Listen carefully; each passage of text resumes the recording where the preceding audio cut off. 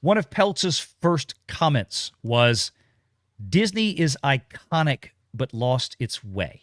I mean, he really hammered home in the beginning of, if you look up iconic in terms of media and presence, I mean, Disney's at the top of the list is roughly what he said. It's like, but it's not now. And it went into later conversations with him and Rasulo about the trust factor. American families don't trust Disney anymore. Wait, I think, did I do a video with that exact title about 6 months or a year ago? I think I did. They just don't. So some of the comments that jumped out at you, Mike, Jonas, Pro, I mean, what were some of the big remarks that really grabbed you? Profit margin. Yeah, the profit margin one is amazing, and he didn't bring up Netflix's specific numbers, but everyone else at this point in their streaming services were doing a lot better, money wise. Specifically, Netflix was making billions at that point. The thing that I thought was an incredibly insightful comment was his entire Jay Rasulo talking about the idea that once you are in those parks, that is the only thing that needs to be on your mind. They want you to be concentrated on the experience of being in those parks. He didn't mention that the phone brings you out of that. He instead made an analogy to the movies need to be the same. When you are in that movie, you don't need to be thinking about the world outside of that movie. You just need to be enjoying the magic of the movie. I thought that was a perfect analogy and a very Disney-minded analogy. It makes me like Jay Rasulo even more. Yeah, and the replay is already up, and I think it would behoove us to kind of go through this, and then we can stop it and address certain points as it goes through. But Joe, I mean, you've shared your thoughts, Mike. Kind of jump in here for a few minutes, take the floor, and tell us. I mean, what were some of the big things that jumped out at you, from this call, or your favorite moment? I mean, I only caught the last 10 minutes of it. I didn't catch the beginning of it, but I will tell you that it was very reassuring to see that there are people who are near top level, if not on the board, who actually understand how the business grew to the levels of success that it did. It is all about it. When you think of Disney from your childhood, you think of the magic of Disney. Can't even define what the magic is, but we naturally associate that term with Disney. It's like the two are practically synonymous. And if you ever walk into Disneyland or Disney World, you just sort of feel that sense of aura around you, and they actually are sufficiently down to earth to understand that. I think what we've seen from Disney is that over the last decade or so, they have basically milked the success of their predecessors and ridden that, and to basically veer away and rely on, well, everyone knows the Disney brand name so well. It's so deeply ingrained in the American consciousness that even if we veer toward messaging, that's not going to hurt the bottom line. And perhaps what we've seen in the earnings calls and things of that nature, the quarterly reports, is that at the end of the day, it might have taken some time, but the public has basically started to register their disgust with that veering away from that well-established magic of Disney into all of a sudden being about promoting agenda A, B, or C.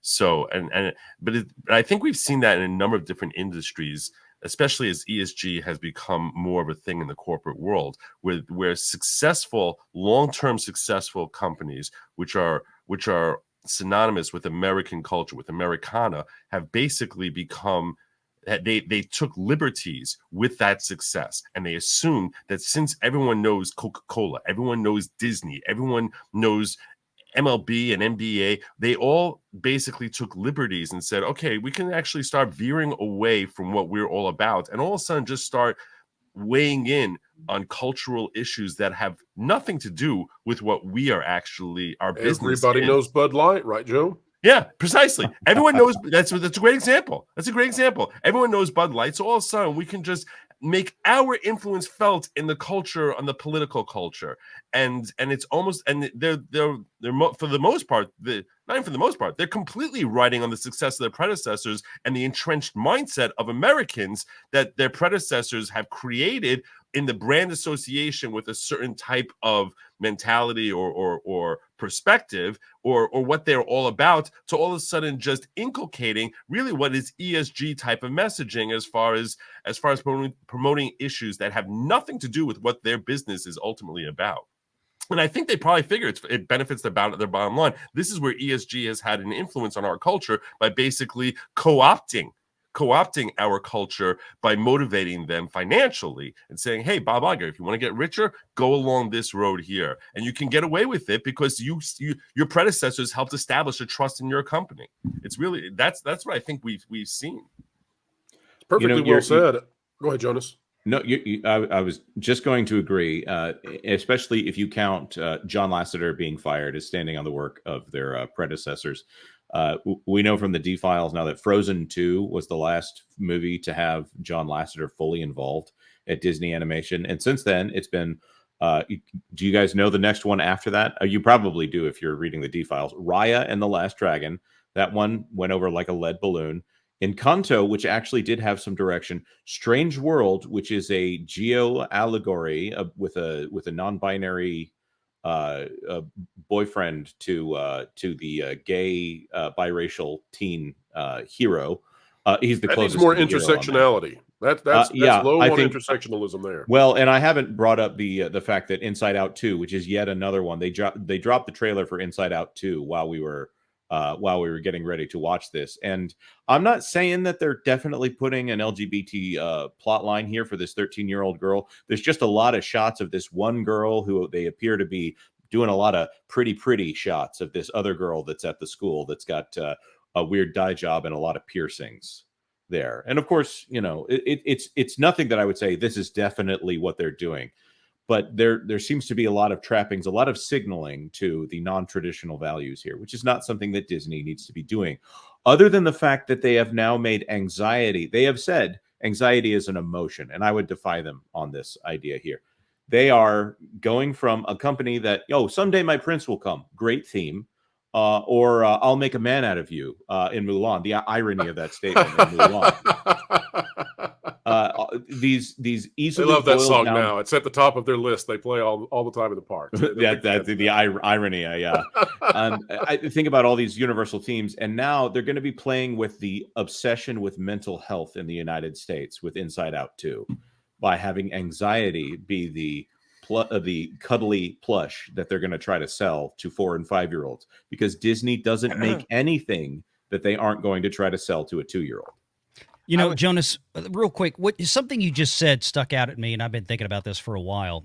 Disney, with the way they're presenting these characters, these diverse representative characters, specifically with the LGBTQ issue you mentioned, they're trying to speak directly to the new generation, right?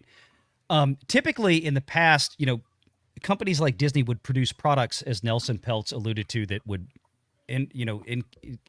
capture all audiences. You'd go to the parents would trust Disney. They don't trust Disney anymore. And now we're trying to appeal directly to the kids. Like, we're trying to do an end run around the parents that would otherwise maybe object to taking their children to go see a movie that would feature characters like this, and then in turn have to go home and explain to them what they just saw on the screen. Yeah. And that's a real problem. But it's not a problem that's new. It's a problem that's probably 200 plus years old at this point, that started with a certain political ideology of, separate the kids from the parents and let the state take care of that.